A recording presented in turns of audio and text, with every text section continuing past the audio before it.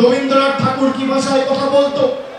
ঈশ্বরচন্দ্র বিদ্যাসাগর বর্ণ পরিচয়ের স্রষ্টা কি ভাষায় কথা বলতো? নেতাজি সুভাষচন্দ্র বসু কি ভাষায় কথা বলতো? মাতঙ্গিনী হাজরা, ক্ষুদিরাম বসু, জীবনানন্দ দাস, মাইকেল মধুসূদন দত্ত কি ভাষায় কথা বলতো?